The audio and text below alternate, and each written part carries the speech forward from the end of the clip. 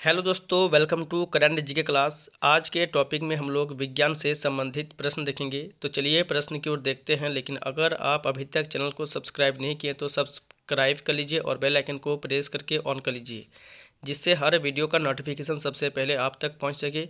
और इस वीडियो का पीडीएफ के लिए आप हमें टेलीग्राम में जाके ज्वाइन कर लीजिए। टेलीग्राम का लिंक आपको इस वीडियो के डिस्क्रिप्शन बॉक्स में मिल जाएगा। क्वेश्चन नंबर 1, रेशम कीट पालन का अध्ययन क्या कहलाता है? रेशम कीट पालन का अध्ययन सेरीकल्चर कहलाता है। तो ऑप्शन ए इसका सही आंसर हो जाएगा, सेरीकल्चर।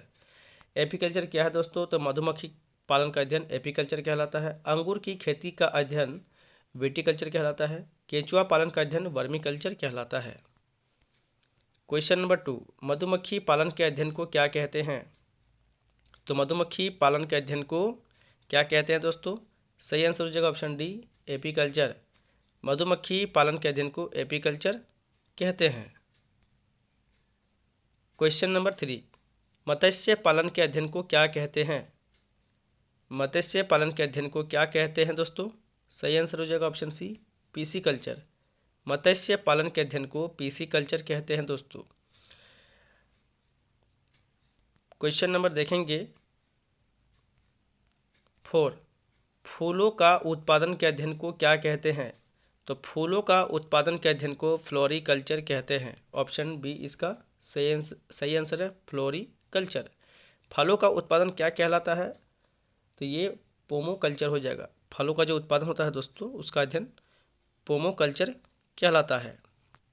हार्टिकल्चर, ये बागवानी का अध्ययन कहलाता है, हार्टिकल्चर। पीसीकल्चर जो है मत्स्य पालन का अध्ययन कहलाता है। चलिए देखते हैं क्वेश्चन नंबर 5, केंचुआ पालन का अध्ययन क्या कहलाता है? तो केंचुआ पालन का अध्ययन वर्मीकल्चर कहलाता है। ऑप्शन डी इसका सही आंसर हो जाएगा, वर्मीकल्चर।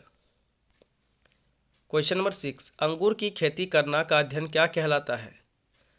तो अंगूर की खेती करना का अध्ययन क्या कहलाता है दोस्तों? तो इसका सही आंसर हो जाएगा ऑप्शन बी, विटीकल्चर।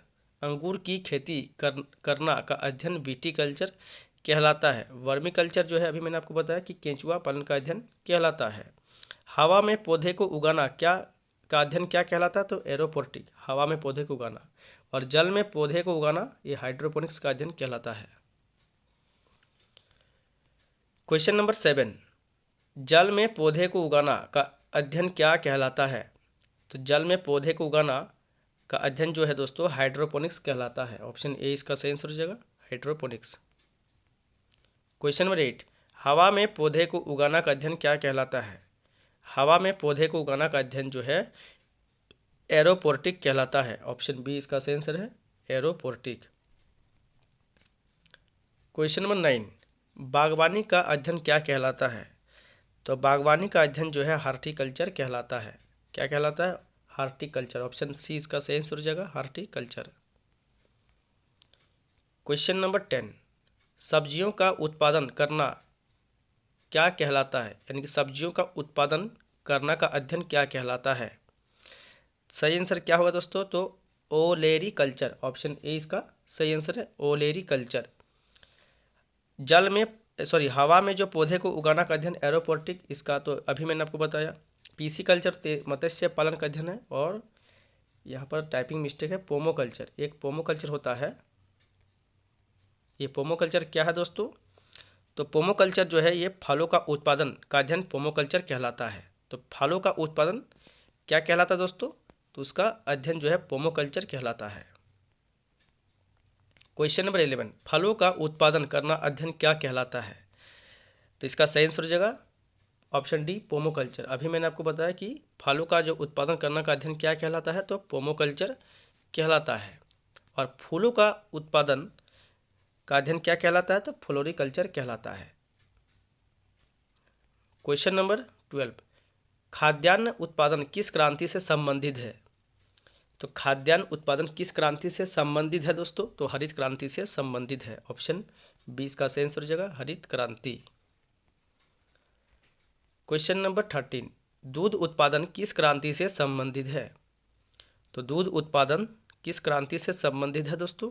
श्वेत क्रांति। ऑप्शन सी इसका सही आंसर है, श्वेत क्रांति। उर्वरक उत्पादन ये किस क्रांति से जुड़ा हुआ है? तो भूरी क्रांति से जुड़ा हुआ है उर्वरक।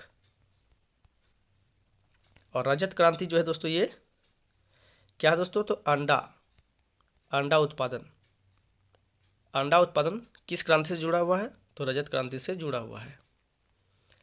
क्वेश्चन नंबर 14, नीली क्रांति से कौन संबंधित है? तो नीली क्रांति से कौन संबंधित है दोस्तों? तो मत्स्य उत्पादन। नीली क्रांति से मत्स्य उत्पादन संबंधित है। क्वेश्चन नंबर देखेंगे 15, उर्वरक उत्पादन किस क्रांति से जुड़ा हुआ है? तो उर्वरक उत्पादन किस क्रांति से जुड़ा हुआ है दोस्तों? तो भूरी क्रांति से जुड़ा हुआ है। ऑप्शन डी इसका सही आंसर हो जाएगा, भूरी क्रांति। क्वेश्चन नंबर 16, अंडा उत्पादन किस क्रांति से संबंधित है? तो अंडा उत्पादन रजत क्रांति से संबंधित है दोस्तों। ऑप्शन बी इसका सही आंसर हो जाएगा, रजत क्रांति। श्वेत क्रांति तो दूध उत्पादन से संबंधित है दोस्तों, ये तो प्रश्न हो गया एक बार। सुनहरी क्रांति ये किस क्रांति से जुड़ा हुआ है? तो फल उत्पादन से जुड़ा हुआ है। लाल क्रांति क्या है दोस्तों? तो ये टमाटर और मांस से जुड़ा हुआ है। ठीक है दोस्तों, तो मांस उत्पादन या टमाटर उत्पादन जो है ये लाल क्रांति से जुड़ा हुआ है। क्वेश्चन नंबर 17, पीली क्रांति से कौन उत्पादन जुड़ा हुआ है? तो पीली क्रांति से कौन उत्पादन जुड़ा हुआ है? तो तिलहन उत्पादन। क्या है दोस्तों? क्या हो जाएगा इसका सही आंसर? तिलहन। तो ऑप्शन सी इसका सही आंसर हो जाएगा, तिलहन उत्पादन। क्वेश्चन नंबर 18, बायोडीजल उत्पादन किस क्रांति से संबंधित है? तो बायोडीजल उत्पादन किस क्रांति से संबंधित है दोस्तों? तो कृष्ण क्रांति से। ऑप्शन ए इसका सही आंसर हो जाएगा, कृष्ण क्रांति। क्वेश्चन नंबर 19, मांस उत्पादन से कौन सा क्रांति जुड़ा हुआ है? तो मांस उत्पादन से लाल क्रांति जुड़ा हुआ है। ऑप्शन डी इसका सही आंसर हो जाएगा, लाल क्रांति। क्वेश्चन नंबर 20, टमाटर उत्पादन किस क्रांति से संबंधित है? तो टमाटर उत्पादन किस क्रांति से संबंधित है दोस्तों? तो लाल क्रांति से संबंधित है। ऑप्शन बी इसका सही आंसर हो जाएगा, लाल क्रांति। क्वेश्चन नंबर 21, झींगा मछली उत्पादन किस क्रांति से जुड़ा हुआ है? झींगा मछली उत्पादन किस क्रांति से जुड़ा हुआ है दोस्तों? तो गुलाबी क्रांति से जुड़ा हुआ है। किस क्रांति से?